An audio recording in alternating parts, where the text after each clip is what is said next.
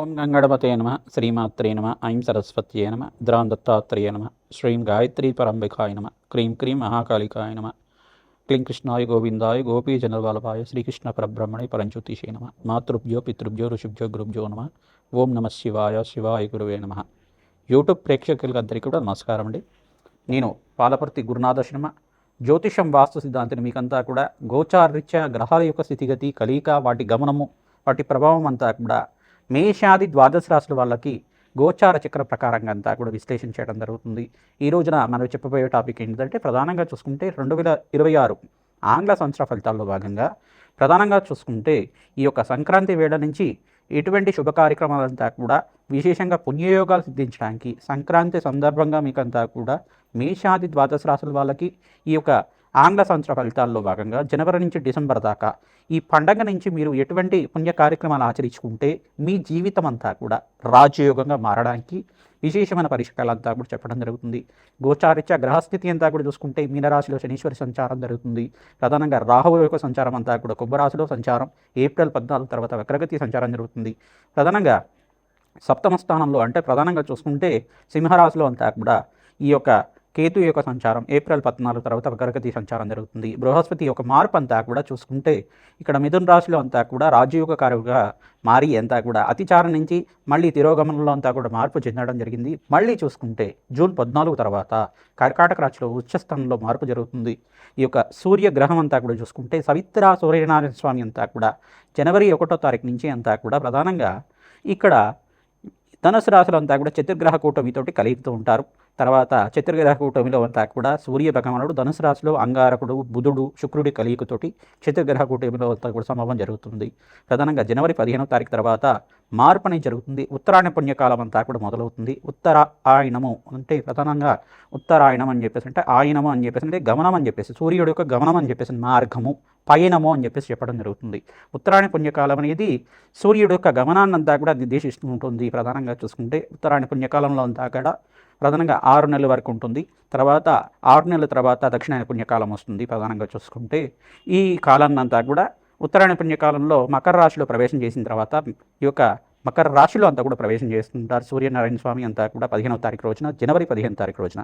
ఈ యొక్క అదే సమయంలో మకర సంక్రాంతి అంతా కూడా మనకంతా కూడా పండగ చేసుకోవడం జరుగుతుంది. 15, 16, 17 తారీఖులో అంతా కూడా భోగి, మళ్ళీ 14, 15, 16 ఆ తారీఖులో అంతా కూడా జరుగుతూ ఉంటుంది. ప్రధానంగా చూసుకుంటే భోగి, సంక్రాంతి, కనుమ అనేది పండుగ చేసుకుంటుంటారు జనవరిలో అంతా కూడా. ప్రధానంగా చూసుకోవడం వల్ల ఈ యొక్క సంక్రాంతి వేళల్లో అంతా కూడా పాడి పంట అంతా కూడా పంటలు బాగా పండడం, ప్రధానంగా రైతులకంతా కూడా విశేషంగా ధనధాన్యాది సమృద్ధి కలగడం, ధాన్యలక్ష్మి అనుగ్రహం అంతా కూడా లభిస్తూ ఉంటుంది. పంట వల్ల వాళ్ళకంతా కూడా ఆ సమయానికంతా కూడా పంట చేకూర్చి మీకంతా కూడా పంట వల్ల మీకంతా కూడా ఆర్థికంగా ఉన్నత స్థితి కలగడానికి, మరియు పంటకి సహకరించిన పశుపక్షాతులకి ఎవరైతే ఉంటారో ప్రధానంగా పశువులకంతా కూడా ప్రధానంగా గోమాతకంతా కూడా పూజ చేయడం, ఎద్దులకి పూజ చేయడం, బసవన్నకి పూజ చేయడం అన్నదంతా కూడా యుక్కరంగా ఉంటుంది.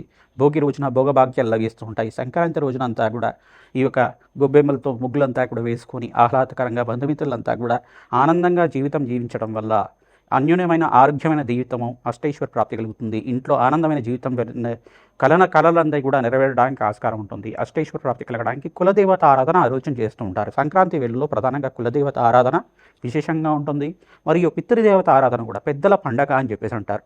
ఎవరైతే పితృదేవత ఆరాధన ఈ యొక్క సంక్రాంతి వేళల్లో అంతా కూడా చేస్తుంటారో శాశ్వతంగా బ్రహ్మలోక ప్రాప్తి కలుగుతుందట. తిలతర్పణాలు చేయడం వల్ల రాజయోగం తీస్తుంది, ధనధాన్యాది సమృద్ధి కలుగుతుంది. పితృదేవతలకు ప్రీతికరమైన పదార్థాలన్నీ కూడా, పిండి పదార్థాలన్నీ కూడా పితృదేవతలకు ప్రీతికరంగా, కులదేవతకు ప్రీతికరంగా నివేదన చేసి మీరంతా కూడా గృహంలో ఉండే సభ్యులంతా కూడా భుజించడం వల్ల అష్టైశ్వర ప్రాప్తి కలుగుతుంది. అన్నదానం చేయడం వల్ల విశేషంగా ఎవరైతే కనుక బ్రాహ్మణత్వం ప్రీతికరంగా మీరంతా కూడా స్వయంపాక దానం ఇచ్చుకోవడం, సాహిత్యం అని చెప్పేసి అంటూ ఉంటారు. స్వయంపాక దానం ఇచ్చుకోవడం అనేది పొత్తర్లు అని చెప్పేసి ఉంటారు. ఈ యొక్క దానం అంతా కూడా చేయడం వల్ల, వస్త్రదానం చేయడం వల్ల కీర్తి ప్రతిష్టలు పెరగడానికి ఆస్కారం ఉంటుంది. సంఘంలో గౌరవం పెరగడానికి ఆస్కారం ఉంటుంది. సంక్రాంతి వేళల్లో అంతా కూడా ఈ యొక్క పట్టణంలో కన్నా ప్రధానంగా పల్లెల్లో అంతా కూడా ఆహ్లాదకరంగా ఆనందంగా ఉండడానికి ఆస్కారం ఉంటుంది ఎక్కువ. ఈ యొక్క పట్టణాల్లో కూడా బంధువుల యొక్క సహాయ సహకారాలతోటి బంధువుల యొక్క ఆహ్లాదకరంగా ఆనందంగా ఉండడానికి అందరూ కూడా చేకూర్చి మంచి గీతాల నృత్యాలు చేసుకుంటూ ఈ పండగనంతా కూడా అట్టహాసంగా అంతా కూడా మంచిగా ఆనందంగా ఉత్సవాలన్నీ కూడా చేయడానికి ఆస్కారం ఉంటుంది. ప్రధానంగా చూసుకుంటే సంక్రాంతి అనేది తెలుగు రాష్ట్రాలంతా కూడా చాలా పెద్ద పండగ, పెద్దల యొక్క పండగ అంటారు, పెద్ద పండగ అంటారు దీన్నంతా కూడా. సంక్రాంతి వచ్చిన వీళ్ళంతా కూడా అన్నీ కలిసి వస్తాయి, రాజయోగాలు వస్తాయి మనకంతా కూడా అని భావిస్తూ ఉంటారు. మహాలక్ష్మి అనుగ్రహం అంతా కూడా శీఘ్రంగా కలగడానికి ఆస్కారం ఉంటుంది. గోదా కళ్యాణం అంతా కూడా పండగ వేళల్లో అంతా కూడా చేస్తుంటారు, భోగి సమయంలో అంతా కూడా చేస్తుంటారు. గోదాదేవి కళ్యాణం అంతా కూడా చేయడం, రంగనాథ స్వామి అనుగ్రహం అంతా కూడా లభిస్తూ ఉంటుంది, శ్రీకృష్ణ పరమాత్మ అనుగ్రహం అంతా కూడా లభిస్తూ ఉంటుంది.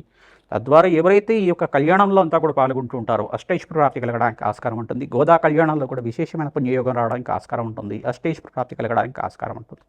ప్రతినిత్యం కూడా ఈ యొక్క అమ్మవారి ఆరాధన ఖడ్గమాల స్తోత్రంతో కుంకుమార్చన చేసుకోవడం, ఈ యొక్క యజ్ఞ హోమాది క్రతువుల్లో అంతా కూడా పాల్గొనడం వల్ల విశేషమైన పుణ్యయోగం వస్తుంది. దేవాలయ ప్రాంగణంలో ఉత్తరాయణ పుణ్యకాలంలో అంతా కూడా దేవతలకి శక్తి కలిగే విధంగా విశేషమైన యజ్ఞాత క్రతులు అంతా కూడా చేస్తూ ఉంటారు.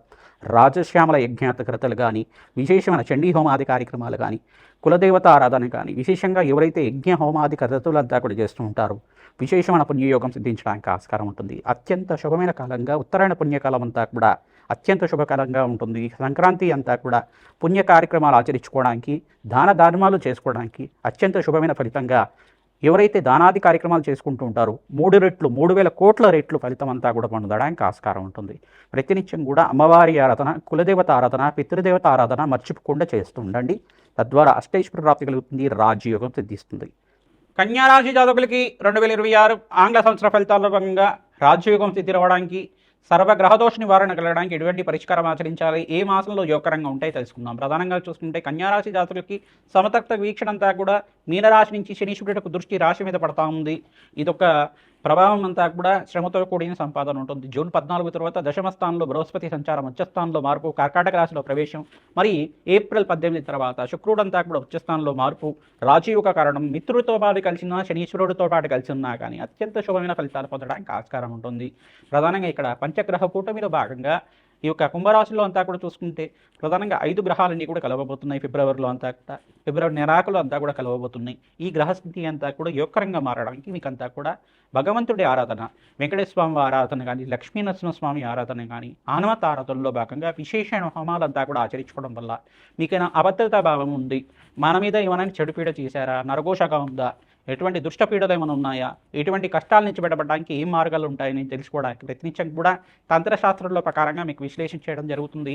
ప్రధానంగా బగలామకి శాంతి హోమాది కార్యక్రమాలు కానీ, చండీ హోమాది కార్యక్రమంలో భాగంగా విశేషమైన ద్రవ్యాలతోటి మహాకాళి మూలమంత్ర సహితంగా యజ్ఞ హోమాది క్రతులు ఆచరించుకోవడం కానీ, ప్రత్యంగరదేవి శాంతి హోమాది కార్యక్రమాలు ఆచరించుకోవడం కానీ, ప్రధానంగా చూసుకుంటే తారా మూలమంత్రంతో ఎవరైతే యజ్ఞ హోమాది కార్యక్రమాలంతా కూడా ప్రదోషకాలంలో విశేషమైన హోమాలంతా కూడా మహాకాళి దేవాలయంలో చేస్తూ ఉంటారు, మీకు సకల గ్రహ దోష నివారణ కలగడానికి ఆస్కారం ఉంటుంది. మీ దగ్గరలో ఉంటే మహాకాళి దేవాలయంలో కూష్మాండ దానం చేయండి, కూష్మాండ బలి ఇవ్వండి అమ్మవారికి అంతా కూడా ప్రీతికరంగా. మీరు ఎవరైతే కనుక శాంతి హోమాది కార్యక్రమాలు అభిషేకాలంతా కూడా చేస్తూ ఉంటారో మీకంతా కూడా విశేషమైన పుణ్య ఫలితం పొందడానికి ఆస్కారం ఉంటుంది.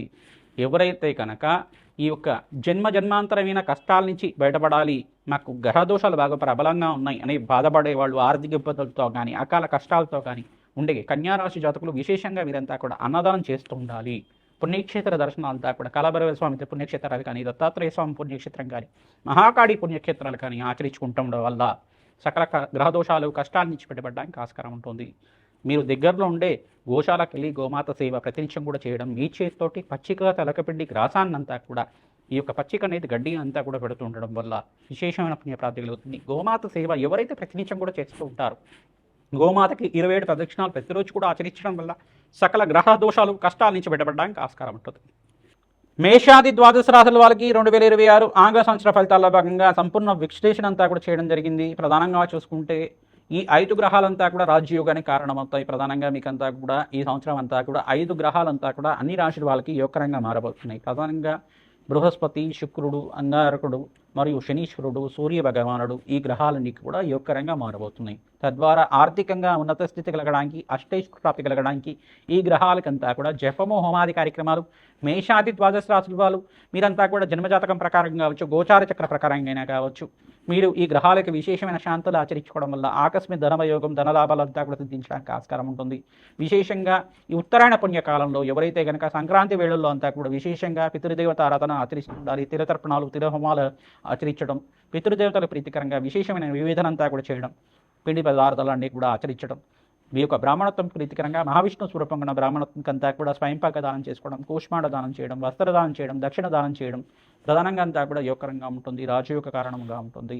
ప్రధానంగా ఎవరి జాతకంలో గనక గ్రహస్థితి మెరుగ్గా లేదు, మాకంతా కూడా శత్రుభయాలు ఉన్నాయి, ప్రధానంగా మాకంతా కూడా చెడుపీడ జరిగింది అనే ప్రభావంగా ఉంది అని చెప్పేసి బాధపడుతుంటే కనుక మీరు తంత్రశాస్త్రంలో చెప్పిన ప్రధానంగా మీరంతా కూడా ఆచరించండి. మహాకాళి పుణ్యక్షేత్రాలు దర్శనం చేసుకుంటూ ఉండండి.